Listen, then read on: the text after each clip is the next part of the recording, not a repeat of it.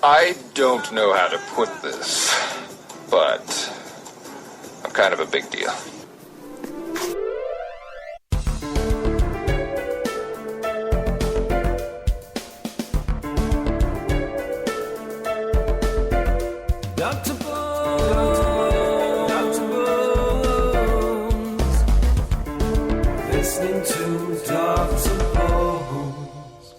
Good evening, this is Dr. Bones live for part 2 of my interview with Almark.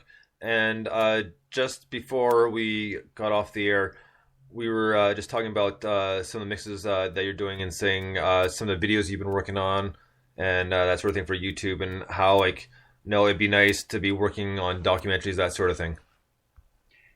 Yeah, I've always had a dream to put my music to a documentary, and nothing big. You know, I'm not seeking Hans Zimmer. I'm just wanting to do that. Yet I haven't found anyone yet on Twitter, and maybe one day I will. That's where it's been. Well, you know what?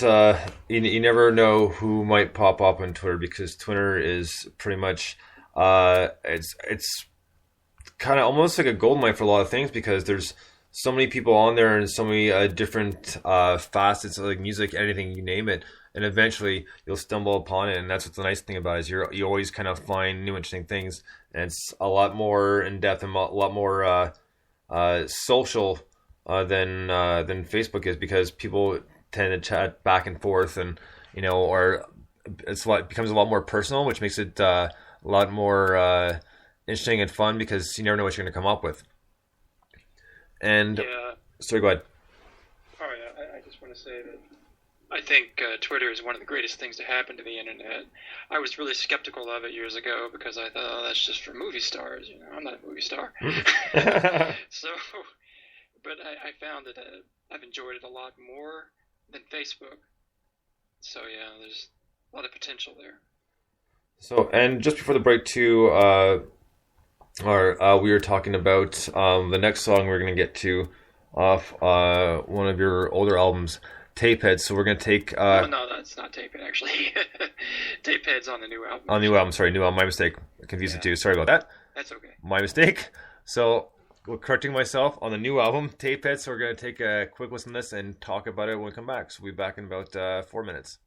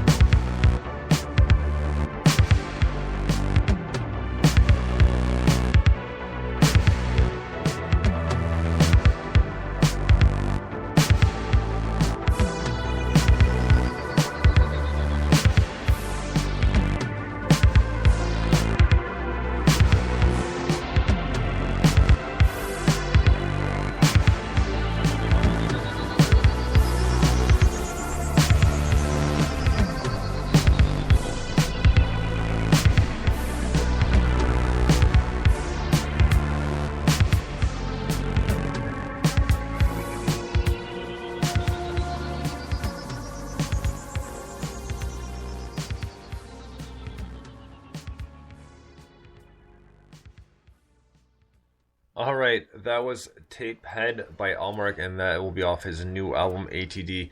Now, this one I particularly enjoyed, just because to me, just the way you arranged it seemed, for lack of better words, a little bit more tripped out. Kind of a little bit more mixing of bass and kind of that almost kind of maybe call like a lower kind of darker sound of a bit of a synth in there. So it kind of popped out and kind of drew me in a little bit more.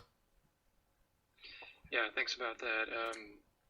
When I was first writing that song, and I was working on my album since July 2013, I think started making Tapehead, I can't remember, October, I think.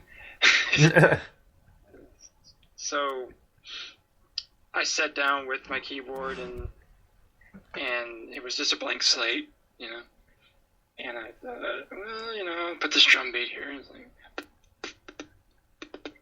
and then it was just came from that, and I, put the left side snare, right side snare, on the whole automation. But the interesting thing about the song is the transition. Every time it gets to the transition, it's like I think 30 seconds before the song is over. It's like the vibe, the whole atmosphere and personality changes in that song. And I've only done that a couple of times in 14 years. Another song is, I think, similar occurrences, and very few have heard that song. It might not be similar occurrences, but it's another one. And there's that type of transition. It's almost like it has two personalities, And maybe even Plane Ride to London has a personality like that, because it's all, melodic in the beginning, and then it gets this weird swell toward the end. I like stuff like that. Some people might say, well, it sounds rather repetitive, but repetitive is old techno, Well, that's right. Continuous 808 beats and 303, rhythms. That's repetitive. I like to create textures and melodies and just do these weird fantasy style things, I guess. Well, it definitely shows, and the thing with that too is, it just kind of leads me into one of my last questions here. Is when you actually sit down to start recording or arrange a song, do you always have like a somewhat of idea in mind, or do you kind of do like you did with some other things, kind of go at it with a blank slate and just kind of start working and see what you come up with? Very seldom do I come up with a melody, days before. If I do come up with a melody days before, I've got to get it out of my head or I'm going to lose it. So I sit at the keyboard, and sometimes I call it zoning out, because there's so many DJs these days. You don't really hear about keyboardists, and so I sit there and I just look for a patch, or I start messing with one, or playing around with some VST plugin, and just start tapping the keys away, just playing around with the keys and trying to find a chord progression that fits. And then all of a sudden, after maybe an hour, 2 hours, I need to be complete silence. It comes, You don't know what's going to come, because that's composing. But it comes, and then I might get an influence from a thought, or I might not have anything at all. Right. And I use a lot of music that doesn't have drums in one of my albums, because the dialogue speaks for itself. It doesn't need drums as much. But ATD is very beat oriented, very much so. Except the other songs that you haven't heard yet, like I think it's Magnetic Poles, that has drums. Captain Capstan, that does not have drums, but maybe toward the end. So stuff like that, it just comes out in a flow, It depends on my mood, it depends on the imagination I see a picture, whatever. That's how I create my videos. I see pictures. Well, and that's really cool just because, like for me, like, the writing arrangements and just the coming up with the process of how you're going to put this song out varies from person to person, which is interesting in itself. But on the electronic side of things, it's a lot different because it's not we'll call it as stationary as a rock song being put together. Yes, they may jam 1,001 times, change up a couple licks here and there, but it seems like, with electronic stuff, there's so much more to work with and so many more different ways you can go. So it can be a bit more of a longer drawn out process, which is not a bad thing. I mean, the end result proves how hard the person worked to begin with. So yeah, you start out with the melody, and so the most simplistic type of electronic song could be a bass line, a couple of minor notes and a couple of majors, and you create that sort of thing. Like my song Unlimited Anomaly, which is on YouTube. That's probably the only place it's on. No, it's on SoundCloud too. Unlimited Anomaly. And it has this real foreboding, dark part, and then this filtered drum beat, and playing it from there, these trippy little keys and stuff. But as far as the process goes of writing music from scratch, you've got to create it, then I loop it on MIDI.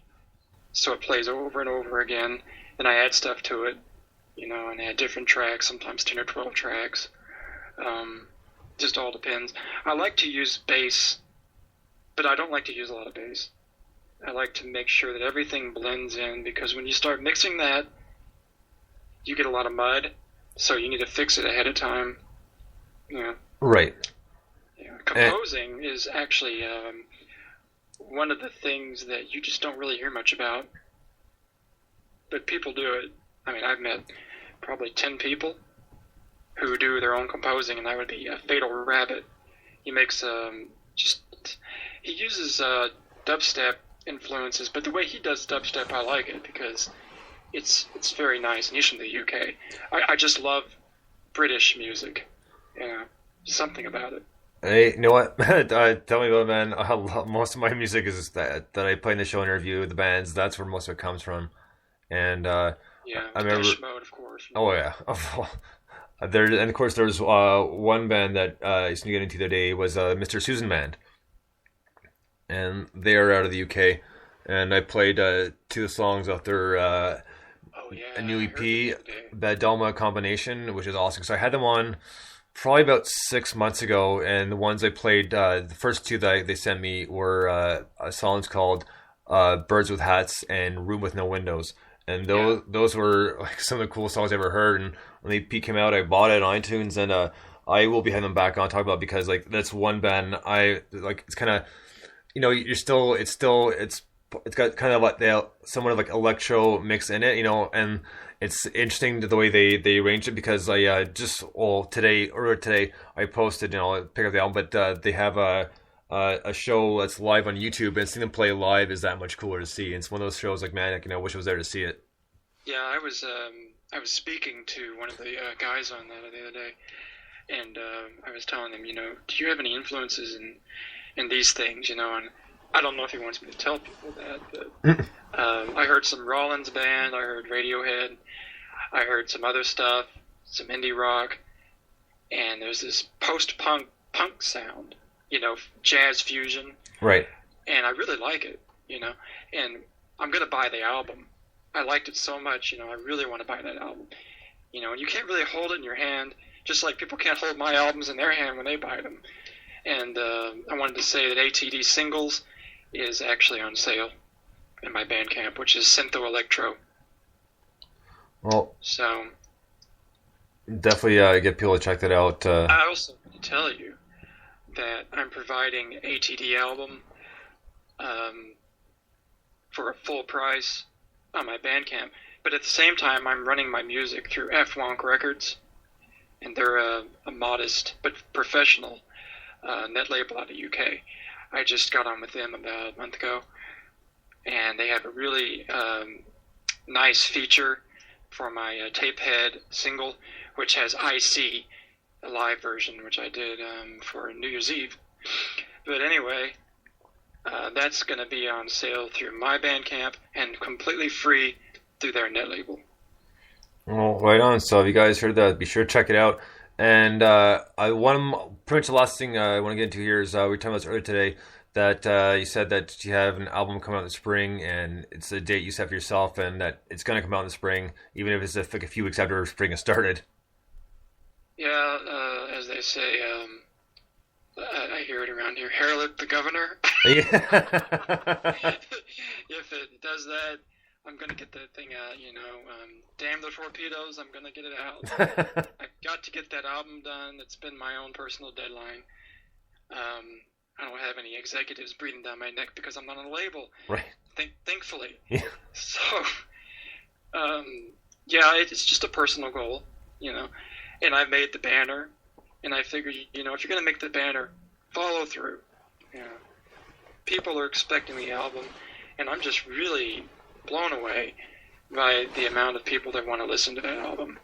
And I'm just as excited to release it because I want to hear it too. So, I really appreciate all the people that have been supporting me. I have a modest following, but it's growing, and, like a snail, eventually it's gone. You see it and it's gone. That's what's happening. And I'm really happy for that. Well, man, we'll definitely keep your music playing here and keep in touch and we'll definitely have you back on once that album comes out. So obviously we'll keep in touch, and the day that album comes out, man, we'll have you right back on and we'll go through it. Yeah, man, and I want to let you know, I'm doing a show on the internet because I'm starting to do shows again, a live streaming show where I create music on the fly. I set up for like 2 weeks and create everything, and then I create the music, improv that night. It's going to be a show called 3-point Pi. It's a number for pi. So, but that's a real surprise right there. I'm not going to say much about it, but I want people to know about that. Oh, right on, man. Well, once you can bring more to light, definitely let us know, because I'll be very interested to check that out and see that. All right, man. Yeah, thank you very much. Well, that's all I got for you. But honestly, I appreciate it. I appreciate taking the time to do this. I mean, this was a lot of fun, and I got a lot of stuff out of you today. a lot of cool notes, some good stories. So, very appreciative of that, and I'll be very much looking forward to having you back on once that album comes out. Thank you very much. I enjoyed it too. And we'll definitely talk to you soon. So until next time, guys, this has been Dr. Bones, and my guest has been Almark. Make sure to check out his music. It's definitely worth it. We have played in the show quite a few times. So till then, thanks for listening. Bones out.